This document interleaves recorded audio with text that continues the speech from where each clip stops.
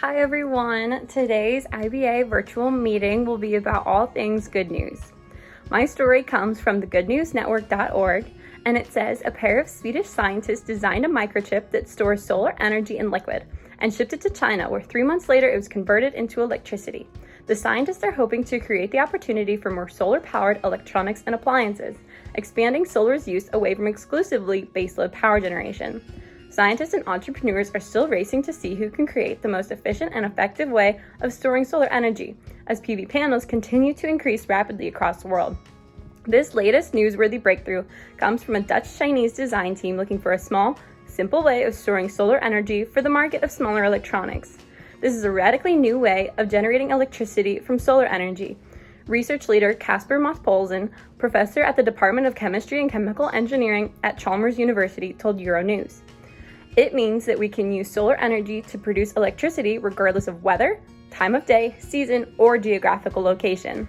Their design revolves around a specifically engineered molecule that changes shape when it comes in contact with sunlight, rearranging carbon, nitrogen, and hydrogen to form an isomer, which is an energy-rich molecule with a different configuration that holds its shape when immersed in liquid. The technology's name is Molecular Solar Thermal Energy Storage Systems. Until the molecule reaches its half-life, it can be turned back and form the isomer storage form as often as solar energy needs to be saved, and it can be stored for an incredible 18 years. The generator is an ultra-thin chip that could be integrated into electronics such as headphones, smartwatches, and telephones. A researcher from Chalmers University of Technology, whose Chinese team received the stored Swedish sunlight and tested it with their microchip. Thermal energy generation is widely distributed in the world industry, yet Wang et al. Compressed that technology into an 800 nanometer thin film in a 3-inch silicone wafer to convert the heat released by Moth-Poulsen's isomers into electricity. Such a minuscule device could be fitted to receive these isomers from a charging station to power all kinds of small electronics. The researchers at both ends of the globe are proud and excited, but caution that much more research is needed before a system such as this can be implemented widely. Lithium-ion batteries are in nearly every type of technology that you own, from phones to laptops to even toys. Lithium is a very dangerous metal and can be very toxic to the planet, and it's very hard to recycle. A new company in Canada and the United States called Li-Cycle is utilizing a new technology that separates lithium from all the other parts of the battery. The lithium that is then separated is able to be reused by other companies in their other products. Li-Cycle says they have the capacity to salvage tens of thousands of tons of spent batteries every single year and is attracting major investors like LG. Hello everyone, let's get right into today's topic of positive current events. According to goodnewsnetwork.org, Europe's first large-scale biorefinery for turning algae into fuels has been completed on the Black Sea shore of Istanbul. The $6.8 million project is funded by the European Union and the Turkish government. The refinery is powered entirely by wind energy, turning algae into carbon-negative jet fuel, feedstock supplements, and fertilizers. The biorefinery can process 1,200 tons of algae per year and will be used to produce jet fuel once mixed with about 5 to 10% fossil fuels. The process is carbon negative because the algae absorbs CO2 just like any other plant, but they do so much faster and in larger quantities. Once processed, carbon pulled from the atmosphere remains in prison rather than being released during production, hence it being carbon negative. There are strong hopes to set flight with this new technology by the end of the year. According to Turkish Energy and Natural Resources Minister Mustafa Varank, the work is underway for the use of biofuels produced here in Turkish Airlines. We want them to carry out their first flight using biofuel from here before the end of 2022. This method will help limit expenses and overall be better off for the environment. Hi everyone, my name's Abby and I'm the Vice President of IBA. I hope everybody is having a great second semester and are determined to finish this year off strong. So I know there is a lot going on in the world right now and it's become a little bit rare to see some good news in the headlines.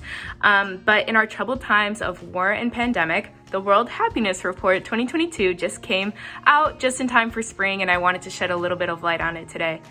This year actually marks the 10th anniversary of the World Happiness Report, which uses global survey data to report on how people evaluate their own lives in more than 150 countries around the world. The World Happiness Report grew out of that worldwide determination to find the path to greater global well-being and to put happiness at the heart of the global development agenda. 10 years of proprietary data covering more than 150 countries around the world provides a really unique opportunity for us to look at what's going on with people around the world. This year, as in most years, Europe dominates the charts, with Finland retaining its #1 spot for the 5th year in a row. Good job, Finland.